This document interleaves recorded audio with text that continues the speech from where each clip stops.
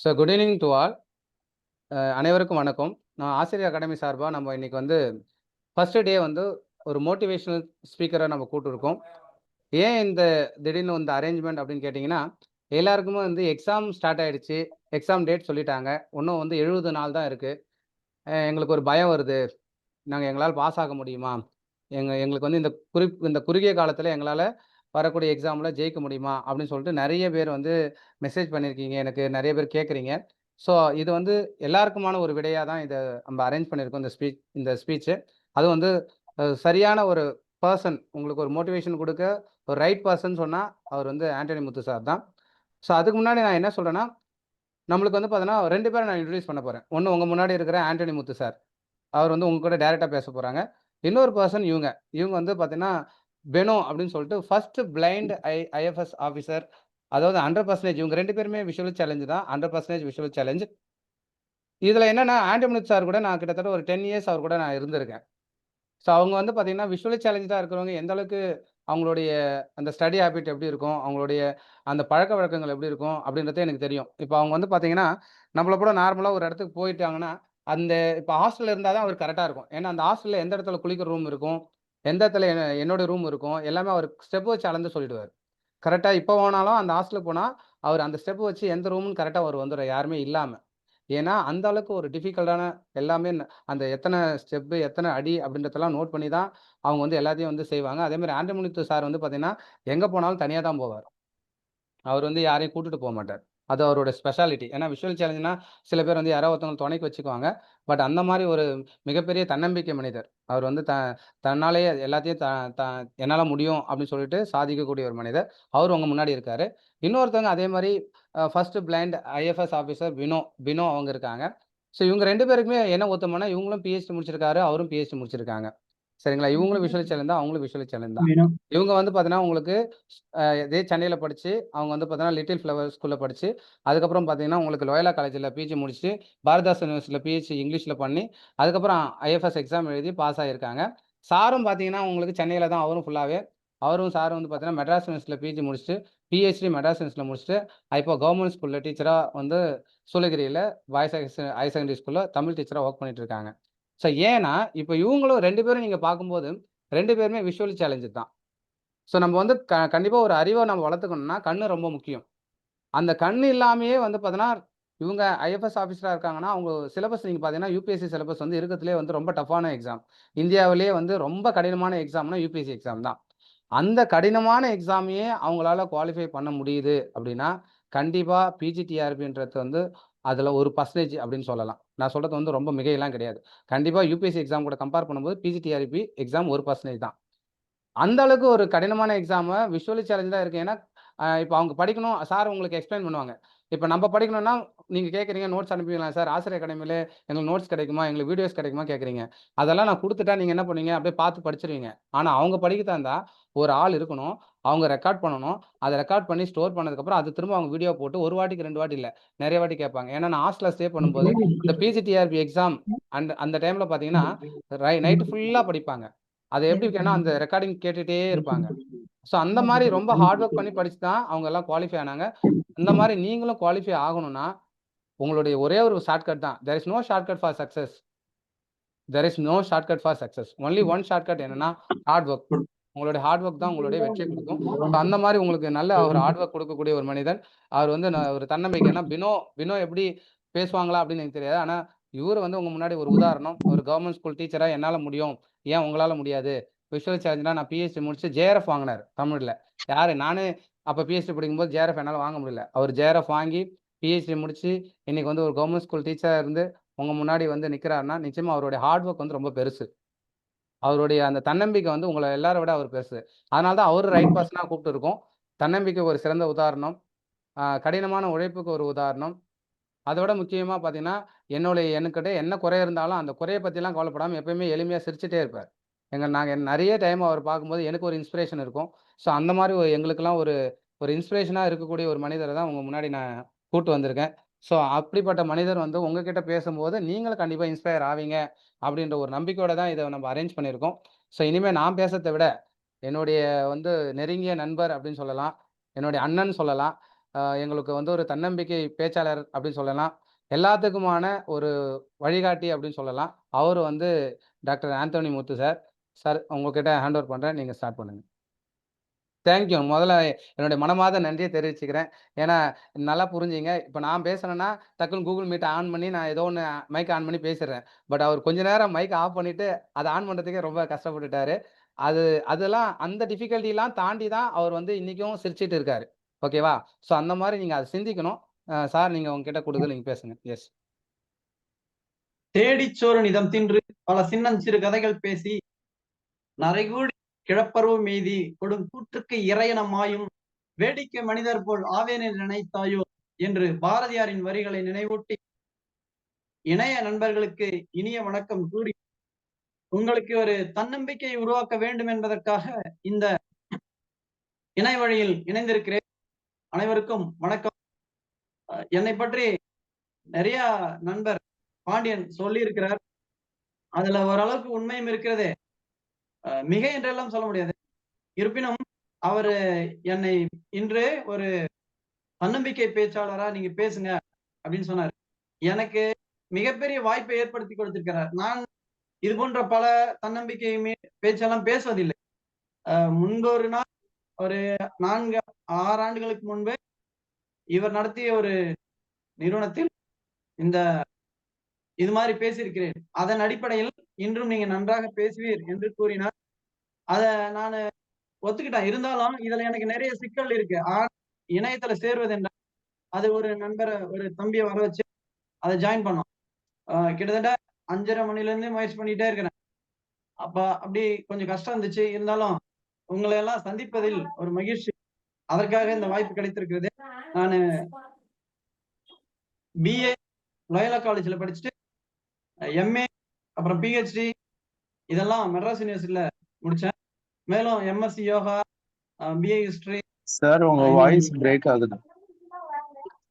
கேக்குதுங்களா? கேக்குதுங்களா? சார் கேக்குது. வாய்ஸ் பிரேக் அது கொஞ்சம் கிட்ட இருந்து பிரேக் பேசுங்க. ஆகிட்டே இருக்கு சார். இப்ப கேக்குதா? ஓகே சார் கேக்குது. எங்களுக்கு கேக்குது சார். கேக்குது, கேக்குது. எல்லாரும் கேக்குது சார். ஓகே. பேசுங்க. லயோலா காலேஜ்ல பிஏ முடிச்சு, எம்ஏ யூனிவர்சிட்டியில மெட்ராஸ் யூனிவர்சிட்டியில எம்ஏ முடிச்சு, அடுத்து அது இல்லாம கூடுதலா படிக்கணும் அப்படின்னு பிஏ ஹிஸ்டரி, எம்எஸ்சி யோகா, அப்புறம் நெட்ல பாஸ் பண்ணி ஜேஆர்எஃப் வாங்கியிருக்கிறேன். அப்புறம் டிப்ளமோ இன் கம்ப்யூட்டர், அப்புறம் அஸ்ட்ராலஜி இந்த மாதிரி நிறைய படிச்சிருக்கிறேன். இதெல்லாம் எதுக்கு சொல்றேன்னா, நான் படிக்கிறது ஐயா சார் சொன்ன மாதிரி பிரைலி மெத்தட்ல தடவி தடவி தான் படிக்கணும்.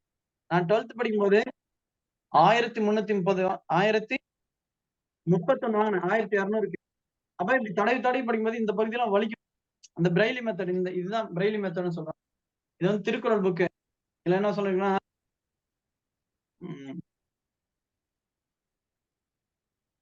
உவந்துரைவர் உள்ளத்து என்றும் இகந்துரைவர் ஏதிலர் என்னும் இவ்வூர். இத படிக்கிறதுக்கே எனக்கு ஒரே ஒரு திருக்குறள் தான் 2 வரி. அது படிக்கிறதுக்கே எனக்கு 30 செகண்ட் ஆயிடுச்சு. அப்படி இருக்கும்போது நிறைய படிக்கணும்னா இன்னும் நிறைய நேரம் தேவைப்படுகிறது. அது மாத்திரம் இல்ல, ஒருத்தர்கிட்ட போய் என்னுடைய புத்தகத்தை கொடுத்து, நீங்க படிக்கிற அந்த நார்மல் புத்தகத்தை கொடுத்து, அத அவர் படிக்க சொல்லி, அத ரெக்கார்ட் பண்ணி, திரும்ப அத நான் கேட்டு, திரும்ப நான் மனப்பாடம் பண்ணிட்டு, தேர்வு எழுதும்போதே என் பக்கத்துல இன்னொருத்தவங்க வந்து உட்கார்ந்துக்குவாங்க. அவங்க கிட்ட தான் வினாத்தாள், விடைத்தாள் எல்லாம் குடுப்பாங்க. அவங்க கேள்வி கேட்டா அதுக்கு பதில மட்டும் நான் சொல்லுவேன். அவங்க எழுதுவாங்க. அதுல நான் போட்டி என்று சொன்னால், அவர்கள் சில நேரங்கள் பேட்டி என்று கூட எழுதுவார். சில நேரங்கள் எழுத்துப்பிழை வருவதற்கு வாய்ப்பு இருக்கு. அப்ப அது நான் செய்த தவறாகத்தான் கருதி திருத்துபவர் என்ன செய்வாரு, எனக்கு அதுக்கு மார்க் குறைச்சிருவாங்க. இந்த மாதிரி எல்லாம் எனக்கு படிப்பதில் நிறைய சிக்கல்கள் இருக்கு. இதையெல்லாம் கடந்து நான் மேல வந்திருக்கிறேன் அப்படின்னா, இதுக்கு இந்த பாண்டியன் போன்ற நண்பர்கள் நிறைய உதவி செய்திருக்கிறார். அதோட நான் உங்களுக்கு சொல்ல வர்றது என்னன்னா, இத்தனை கஷ்டங்கள் இல்லாம உங்களுக்கு ஒரு சில கஷ்டங்கள் தான் இருக்கு. குடும்ப சூழல், பொருளாதார சூழல் இருக்கலாம். அதையெல்லாம் கடந்து நீங்கள் படிக்க வேண்டும். வருகின்ற அக்டோபர் மாதம் 12ஆம் தேதி நம்ம டிஆர்பி தேர்வு நடைபெற உள்ளது. இது கொஞ்ச நாள் தான் இருக்குது. இதுக்குள்ள எப்படி சார் முடிக்க முடியுமா? அப்படின்னு நம்ம நிறைய பேர் நீங்க நினைக்கிறீங்க. நேரம் என்பது நீங்க எவ்வளவு நேரம் எந்த பணிக்கு கொடுக்குறீங்க அப்படிங்கிறது தான் முக்கியம். இப்ப நேரு அவர்கள் 18 மணி நேரம் படிப்பார். அப்ப அவங்க கேட்டாங்களாம், மக்கள் அவங்க கூட இருக்கிறவங்களாம், எப்படிங்க நீங்க இந்த மாதிரி நம்ம பிரதமரா இருக்கிறீங்க. நீங்க எப்படி இவ்வளவு கொட்டேஷன் எல்லாம் கொடுக்குறீங்க பேசும்போதெல்லாம் நிறைய எடுத்துக்காட்டுலாம் சொல்றீங்க. எங்க இருந்து படிக்கிறீங்க? எப்படி தெரியுது உங்களுக்கு? அப்படின்னு கேட்டதுக்கு, நான் திருடுறேன் அப்படின்னு சொல்லுவாங்க. திருடுறீங்களா? என்ன திருடுறது அப்படின்னா, எனக்கு தூங்குவதற்கும், மற்ற வேலைகளை செய்வதற்கும், எனது சொந்த வேலைகளை செய்வதற்காக கொடுக்கப்பட்ட நேரத்தில படிப்பதற்காக நானு நேரத்தை திருடிக் கொள்கிறேன். நெறைய படிச்சுக்கிட்டே இருக்கிறேன் அப்படின்னு சொல்றேன். அது மாரி பி.ஆர். அம்பேத்கர் அவர்கள் 18 மணி நேரம் படித்தார் என்றெல்லாம் நாம் படித்திருக்கிறோம். இதெல்லாம் உண்மை. அப்படியெல்லாம் அவர்கள் படித்ததனால தான் அவர்கள் வாழ்வில் வெற்றி பெற்றிருக்கிறார்கள். அவங்க இறந்து எத்தன ஆண்டுகள் ஆனாலும் இன்னும் நிலைத்து நிற்கிறார்கள். நம்ம நெறைய படிக்கணும். எப்படி படிக்கணும்? ஒரு குறிப்பிட்ட நேரம் வச்சு, சார் எனக்கு வந்து நெறைய வேலை இருக்கு. நான் வேற வேலைக்கு போய் தான் என் குடும்பத்த நடத்தணும். அதனால எனக்கு படிக்கிறதுக்கு டைம் இல்ல. அப்படின்னு சொல்றதெல்லாம் உண்டுதான். ஒரு ஒரு பெண்மணி உங்களைப் போன்ற ஒரு நிறுவனத்தில் படித்துக் கொண்டிருந்தார். அப்பொழுது எதிர்ல இருந்த ஒரு பெஞ்ச்ல கால வச்சு 2 காலையும் தூக்கி வச்சு படிச்சுட்டே இருந்தாங்களாம். ஒரு ஆபீசர் வந்தார். அவர் வந்து எல்லாரும் எழுந்தாங்களாம். ஏன் இந்த அம்மா மட்டும் அப்படி கால தூக்கி பெஞ்ச் மேல நீட்டி வச்சுன்னு உட்காந்துக்கிறாங்க? அப்படின்னு கேட்டாராம். கேக்குதுங்களா நான் சொல்றது? கேக்குது சார், கேக்குது சார். அப்படி சொல்லும்போது அ எல்லாரும் ஒரு மாரி பார்த்தாங்களாம். என்ன இந்த பொம்பள எவ்வளவு திமிரு அப்படின்ற மாரி யோசிச்சாங்க. அப்படி யோசிக்கும்போது ஒருத்தவங்க பக்கத்துல இருந்தவங்க சொன்னாங்களாம், அந்த அம்மா வந்து குழந்தைய தன்னுடைய மடி மேல படுக்க வச்சுன்னு படிச்சுக்கிறாங்க அப்படின்னு சொன்னாங்க. அப்ப அந்த அளவுக்கு அவங்க ஒரு அது ஒரு பெண்ணுக்கு குழந்தையும் முக்கியம், படிச்சு வேலை வாங்கணும். அதுவும் முக்கியம். அதனால அவங்க வந்து என்ன பண்ணியிருக்கிறாங்க, 2த்தையும் ஒரே நேரத்துல பேலன்ஸ் பண்ணியிருக்கிறாங்க. அப்ப அது மாரி நமக்கு நேரம் என்பது எல்லாருக்கும் கோடீஸ்வரனா இருக்கிறவங்களுக்கும் 24 மணி நேரம் தான். நம்மள மாரி வறுமை கோட்டு கீழ இருக்கிறவங்களுக்கும் 24 மணி நேரம். அதை எப்படி பயன்படுத்துறோம் அப்படிங்கிறது தான் நம்மளுடைய அறிவாளித்தனம் செயல்படுகிறது. ஆகவே நீங்கள் ஒவ்வொருவரும் நேரத்தை மிக சிறப்பாக கையாள வேண்டும். எந்தெந்த நேரத்துல எத செய்யணும். காலையில குறிப்பா அதிகாலையில் எழுந்து படிப்பது நல்லது. நன்றாக மனதில் பதியும் என்றெல்லாம் சொல்கிறார்கள். 3 மணிக்கு எழுபவன் முனிவன், 4 மணிக்கு எழுபவன் ஞானி, 5 மணிக்கு எழுபவன் அறிஞன், 6 மணிக்கு எழுபவன் தான் மனிதனாம். 7 மணிக்கு எழுந்தா எருமைன்னு சொல்றாங்க. அது அப்படி சும்மா சொல்றோம். ஆக நம்ம கொஞ்சம் விரைவா எழுந்து நெறைய படிக்கணும். குறிப்பெடுத்து வைத்து படிக்க வேண்டும். ஒவ்வொரு பாடத்திலயும் நம்ம சும்மா ஒரு முறை படிச்சுட்டா, ஆ படிச்சுட்டேன் அப்படின்னு இப்ப அதிகமா பள்ளி புத்தகத்துல இருந்து தான் கேள்விகள் கேட்கறாங்க. ஆ பி.ஏ. அதுல படிச்சது, எம்.ஏ. படிச்சதுலயும் நெறைய கேள்வி கேட்பாங்க. நீங்க என்ன பண்ணணும், எதையுமே படிச்சத ஒரு முறை படிச்சா அதோட நிக்கக்கூடாது. மீண்டும், மீண்டும் அத படிக்கணும். அது குறிப்பெடுத்து வச்சுக்கணும். ஒவ்வொரு கேள்வியும் முதல்ல கேள்வி நல்லா புரிஞ்சுக்கணும்.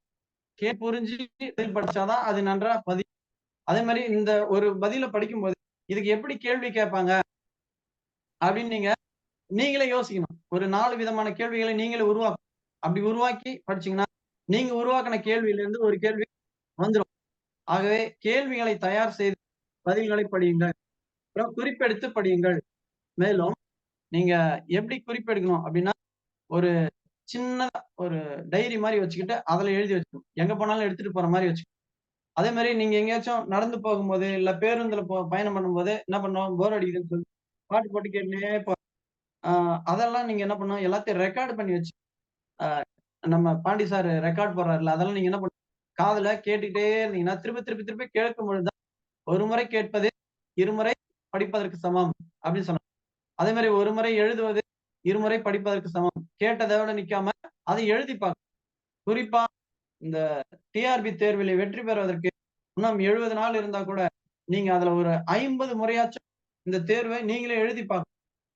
திரும்ப, திரும்ப, திரும்ப எழுதணும். எழுதினால் மட்டுமே வெற்றி கிடைக்கும். ஒவ்வொரு முறையும் முதல் முறை எழுதும்போது, ஒரு முழு வினாத்தாளையும் தேர்வு செய்து எழுதும்போது, ஒ 3 மணி நேரம் ஆகுதுன்னா, அடுத்த முறை அத நீங்க 2 1/2 மணி நேரத்துல எழுத முயற்சி பண்ணணும். அதுக்கப்புறம் 2 1/4 மணி நேரத்துல எழுத முயற்சி பண்ணணும். அப்படி நேரத்தை மிக விரைவாக எழுதுகின்ற அந்த ஆற்றலை வளர்த்துக் கொண்டால், ஒவ்வொரு கேள்வியும் அப்படி பார்த்து ஒரு ஃபிங்கர் டிப்ல வச்சுக்கணும். தூக்கத்துல தட்டி எழுப்புனா கூட, இது கேள்விக்கு விடை தெரியிற அளவுக்கு நீங்க படிச்சு வச்சுக்கணும். அது எப்படி சார் படிக்க முடியும்? முடியும். முடியாது என்பது ஒன்றுமில்லை. முடியாது என்பது முட்டாளின் அகராதி. அதனால நீங்க ஒவ்வொருவரும் திரும்பி திரும்பி படிங்க. மீண்டும் மீண்டும் படிங்க.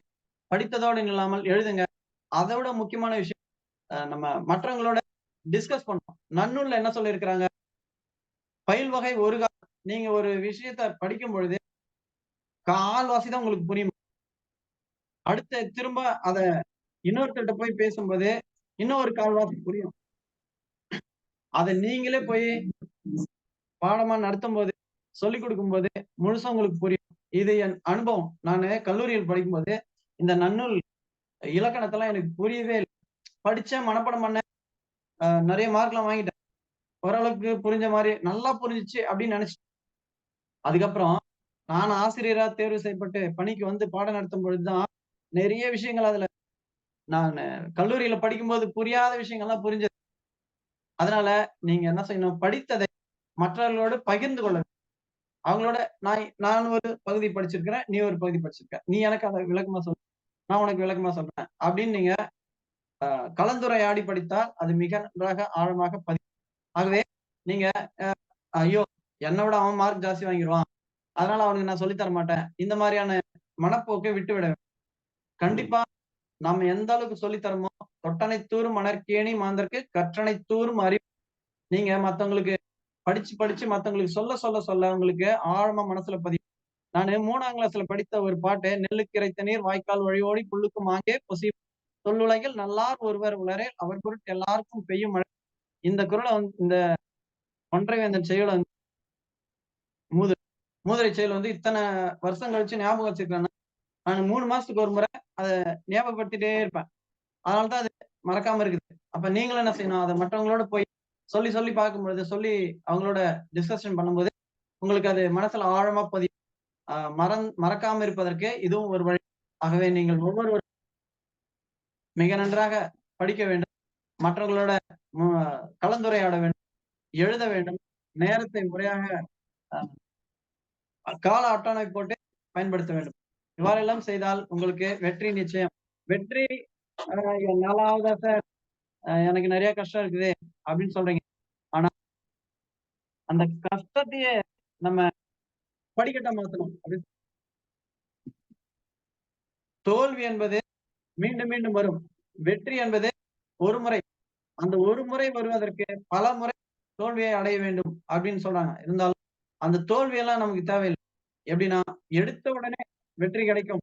அந்த நம்பிக்கை வேண்டும். முதல்ல அ எனக்கு போய் ஆவதா சார் இந்த காலத்துல எனக்கு தெரிந்த ஒரு நண்பர் 16 கல்லூரியில 16 பாடங்கள்ல தோல்வி தவற விட்டு விட்டார். வெற்றியை தவறவிட்டு தோல்வியை அப்ப கடைசி வருஷத்துல எல்லாரும் "நீ எல்லாம் இத்தன சப்ஜெக்ட் ஃபெயில் ஆயிட்டுருக்கிற செமஸ்டர்ல. எப்படி பாஸ் ஆவ?" அப்படின்னு சொல்லி யோசிச்சுட்டே இருந்தாங்க. திட்டிட்டே இருந்தாங்க ஒரு மாரி. கேவலமா பேசிட்டு இருந்தாங்க. ஆனா அவரு கடைசி எக்ஸாம்ல அதாவது 3வது வருஷத்துல எல்லாத்தையுமே அரியர் எழுதி பாஸ் பண்ணிட்டாரு. அப்ப கடைசி நேரத்துல அவ்வளவு 16 சப்ஜெக்ட்டையும் பாஸ் பண்ணாரு.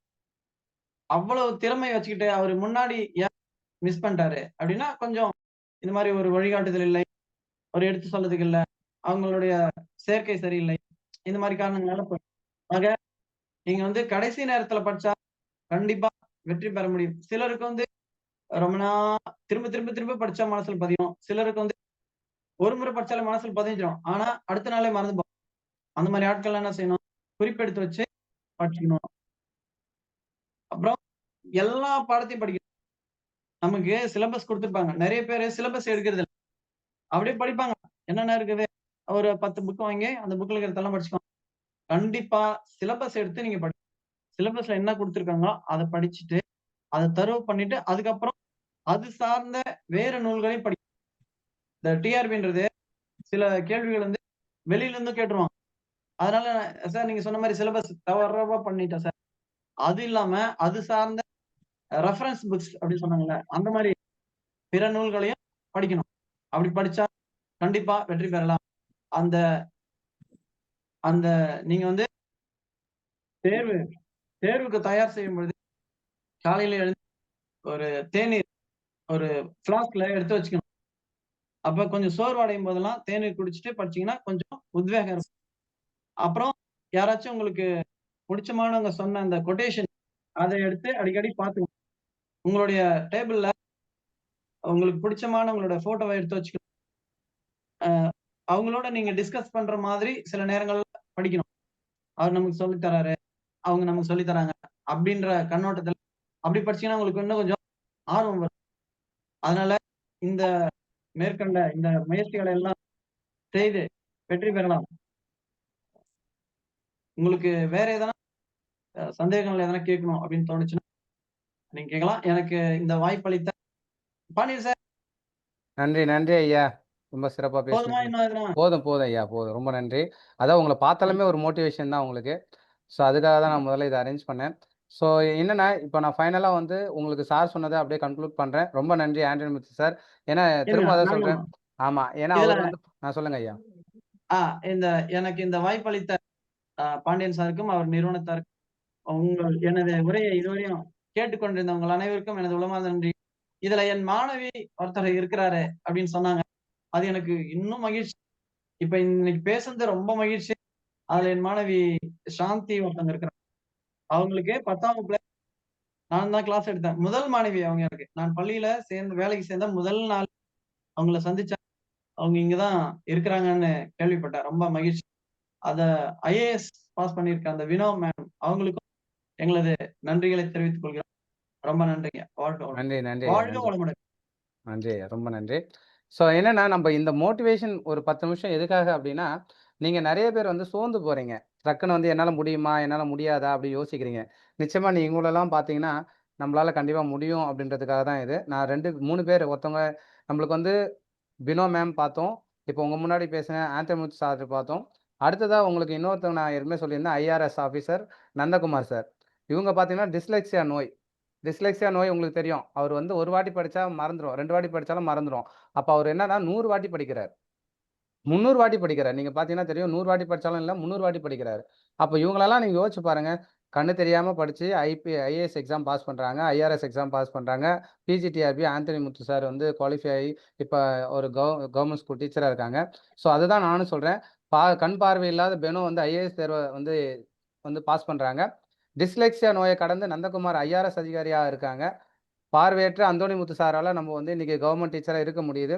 இதெல்லாம் அவங்களால முடியும்னா, கண்டிப்பா உங்களாலயும் முடியும். சவால்கள் இருக்குதான். இல்லன்னுலாம் சொல்லல. எல்லாருக்குமே வந்து நெறைய குடும்ப சூழல்கள், ஹெல்த் இஷ்யூ, ஃபினான்ஷியல் பர்டன், பிள்ளைகள வளர்க்கறது, வீட்ல வேல எல்லாத்தையும் தாண்டி, அத விட உங்களுடைய மன உறுதி வலிமையா இருந்துச்சுன்னா, நிச்சயமா உங்களால முடியும்.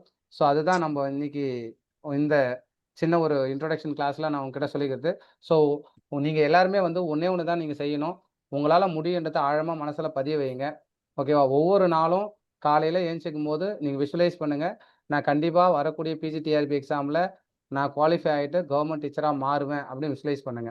திரும்பவும் நைட்டு தூங்கும்போது இதே மாரி விஷுவலைஸ் பண்ணுங்க. நான் படிப்பேன், என்னால முடியும். நான் கண்டிப்பா கவர்ன்மென்ட் டீச்சரா, ஸ்கூல் டீச்சரா மாறுவேன்னு விஷுவலைஸ் பண்ணுங்க. விஷுவலைசேஷன்றது வந்து உங்க ஆழ் மனசுல போய் பதியும். அதே மாரி நீங்க தூங்க போறதுக்கு முன்னாடி, இன்னைக்கு நான் எவ்வளோ நேரம் படிச்சேன்? அந்த எந்த அளவுக்கு குவாலிட்டியா படிச்சேன்? ஏன்னா சில பேர் வந்து 4 மணி நேரம், 5 மணி நேரம் படிப்பாங்க. ஆனா கான்சன்ட்ரேஷன் இல்லாம படிப்பாங்க. அது வந்து வேஸ்ட்டு.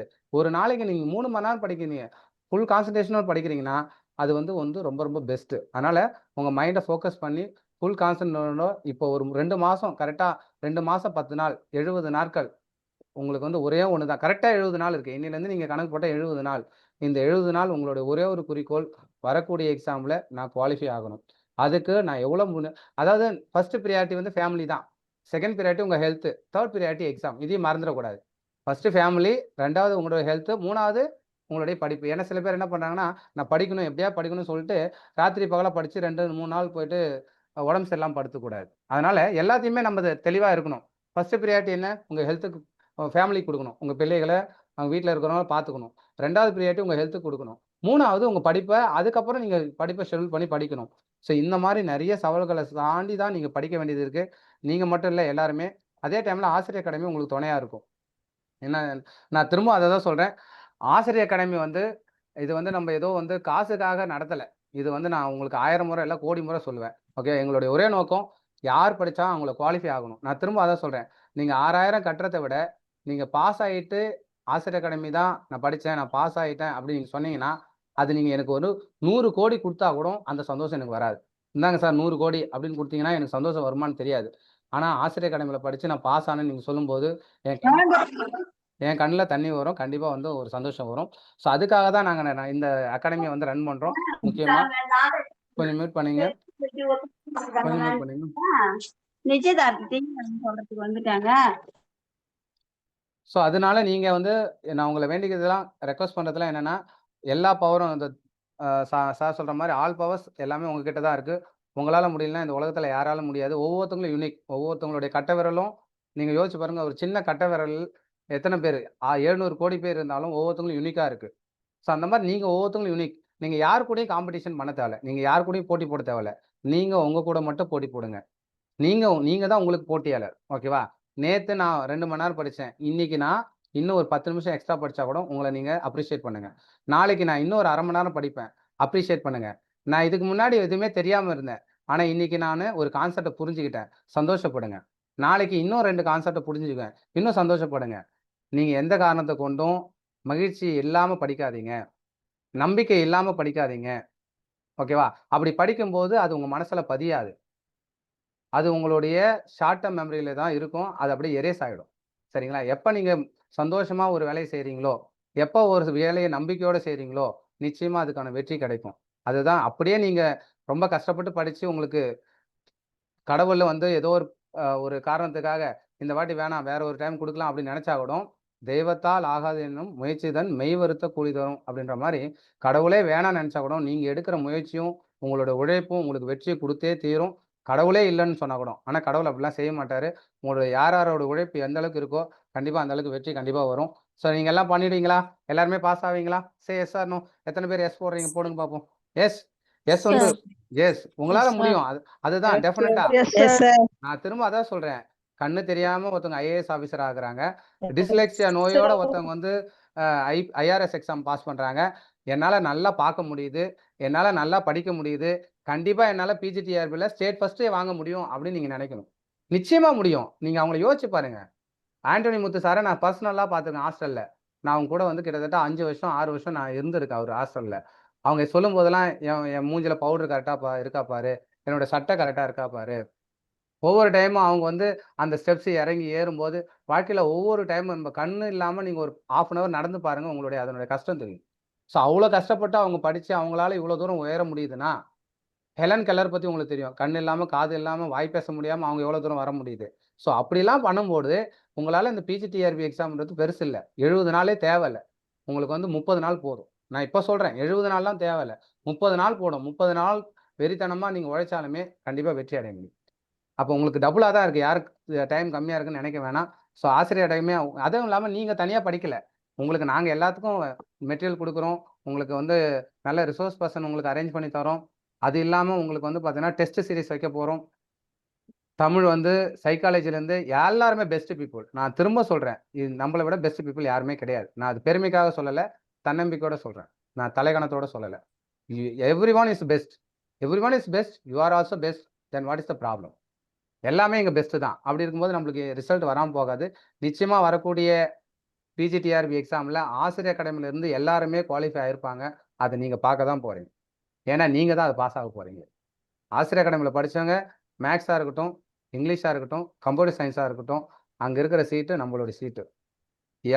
எத்தனை பேர் படிக்கட்டும், எந்த அகாடமிலாலும் படிக்கட்டும். உங்களோட நம்பிக்கைய நீங்க ஒரு நாளும் இழக்கக்கூடாது. நீங்க வந்து என்னைக்குமே துவண்டு போகக்கூடாது. நம்பிக்கையோட படிங்க. தன்னம்பிக்கையோட இருங்க. நல்ல ஹெல்த்த நல்லா பார்த்துங்க. சந்தோஷமா படிங்க. கான்சன்ட்ரேஷனோட படிங்க. உங்களால முடியும்னு நெனச்சு படிங்க. வெற்றி உங்ககிட்ட வந்து சேரும். Thank you all. Thank you so much. Thank you. Thank you. Thank you so much, sir. Thank you. Thank you, sir. Thank you. Thank Thank you. you, sir. Thank you, sir. Thank you for motivation. Thank you. நன்றி Antony sir. நன்றி. ரொம்ப நன்றி. உங்களுக்கு தான் நான் வந்து என்னுடைய மனமார்ந்த நன்றிய தெரிவிச்சுக்கிறேன். ஏன்னா, அவரு எவ்வளோ நடுவுல ரொம்ப கஷ்டப்பட்டு ஜாயின் பண்ணாரு. இந்த ஆன்லைன் மீட்டிங்ல. ஏன்னா, அவரு வந்து ஒரு வாட்டி நெட் எக்ஸாம் பேசினாரு நம்ம அகாடமில. அப்போ வந்து நெறைய பேர் குவாலிஃபை ஆனாங்க. நான் அந்த ஒரு சென்டிமென்ட்டுக்காகவும் நான் அவர பேச சொன்னேன். அந்த அந்த வாட்டி பார்த்தீங்கன்னா, நெறைய நம்மளுக்கு சக்சஸ் வந்தது. ஸோ இந்த மாரி அடுத்த வாட்டி வந்து உங்கள்கிட்ட இன்னொருத்தவங்க பேசுவாங்க. ஒவ்வொரு வாரமும் ஒரு 1/2 அன் ஹவர் உங்களுக்கு ஒரு மோட்டிவேஷன் இருக்கும். அந்த மோட்டிவேஷன் வந்து நீங்க அந்த ஒரு வாரம் ஃபுல்லா வேகமா ஓடுறதுக்கு எப்படி நம்ம வந்து வண்டியில எண்ணெய் போட்டா நம்ம கொஞ்சம் வண்டி நல்லா போகுதோ, அந்த மாரி உங்க மனசுல ஒரு நம்பிக்கை இருந்தா நீங்க இன்னும் நல்லாவே வேலை செய்வீங்க. அந்த நம்பிக்கையா தான் நம்ம வந்து ஒவ்வொரு வாரம் சாட்டர்டேல ஒரு 1/2 அன் ஹவர் அப்படின்றத நம்ம குறிக்கிறோம். அது நம்ம எந்த நேரத்திலும் உங்களுடைய படிப்பு நேரத்த வீணாக்காது. கண்டிப்பா உங்களுக்கு ஒரு மோட்டிவேஷனா தான் இருக்கும். சரிங்களா? Thank you all. Thank you for your joining. நல்லா படிங்க. நாளைக்கு வந்து உங்களுக்கு தமிழ் அண்ட் சைக்காலஜி இருக்கு. மேஜர்லாம் படிங்க. நாளைக்கு டெஸ்ட்டும் உங்களுக்கு இருக்கும். Okay. Thank you. Okay, sir. Thank you. Thank you. Thank you, sir. Thank you, sir. Thank you ma'am. Thank you. Thank you, sir. Thank you. Thank you so much. Thank you. Thank you. Thank you, sir.